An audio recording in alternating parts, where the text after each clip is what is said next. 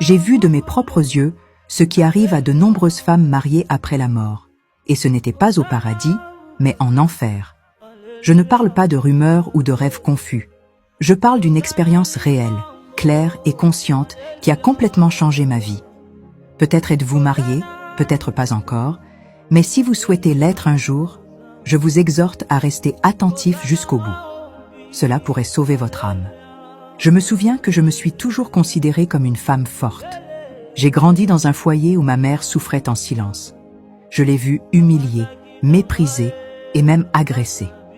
Dès mon plus jeune âge, je me suis fait une promesse. Je ne laisserai jamais un homme me donner des ordres. Cette décision a façonné ma personnalité.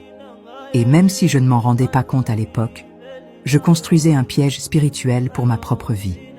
En me mariant, j'ai introduit cet esprit d'indépendance chez moi.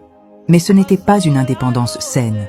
C'était de l'orgueil, de la dureté et un refus total de me soumettre à mon mari ou de l'écouter. Au début, mon mari était gentil, patient et affectueux. Il n'élevait pas la voix, me respectait et cherchait mon bien. Mais mon cœur était déjà fermé.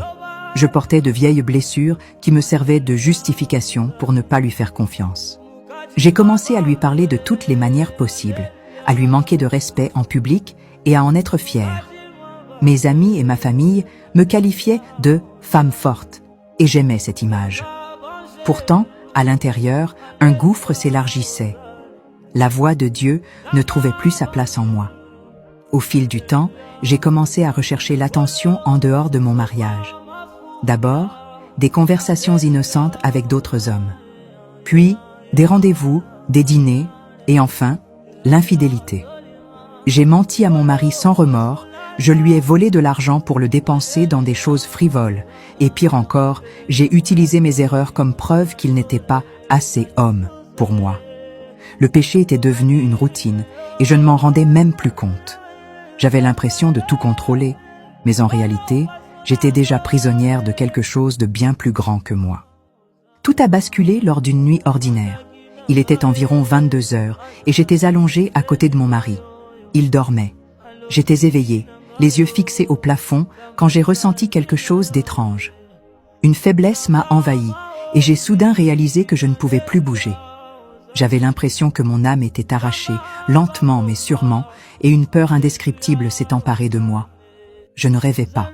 J'étais complètement conscient. Et en quelques secondes, j'ai quitté ce monde.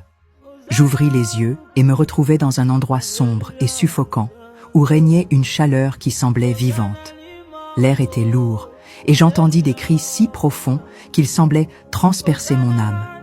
Devant moi, des ombres aux griffes et aux yeux comme des braises se déplaçaient silencieusement, et je compris bientôt qu'elles m'emmenaient quelque part.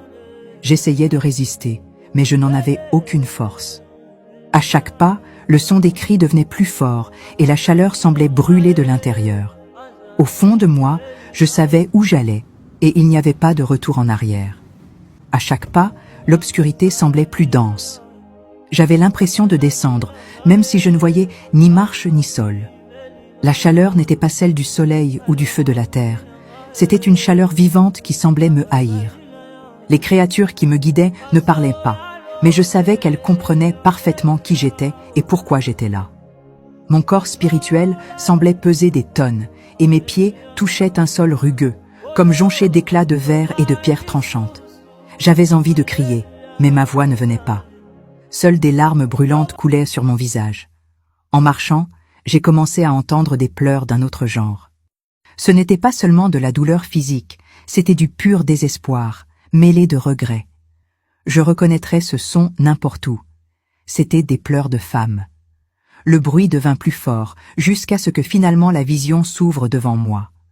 Un vaste champ sans fin rempli de femmes, liées d'une manière que je n'aurais jamais pu imaginer.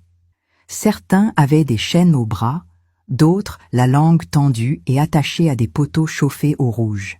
Certains avaient aussi les pieds en sang, forcés de marcher sur des pierres acérées. Soudain, une voix m'est venue à l'esprit. Ce n'était pas un son que j'entendais avec mes oreilles, mais quelque chose qui parlait directement à mon âme.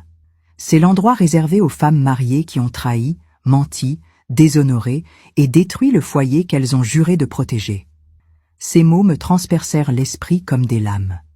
J'essayais de lui dire que ce n'était pas ma place, qu'il y avait pire dans le monde, mais la voix en savait plus que moi. Elle connaissait chaque détail de ma vie, chacune de mes pensées et chacun de mes actes cachés. J'ai été entraîné dans une zone où des femmes marchaient un temps rond sur un sol recouvert de fer rouge et de verre brisé. Elles pleuraient, mais ne pouvaient s'arrêter. Lorsqu'une personne tombait, le sol lui-même s'enflammait et lui brûlait les jambes jusqu'à ce qu'elle se relève. Le cycle ne s'arrêtait jamais. La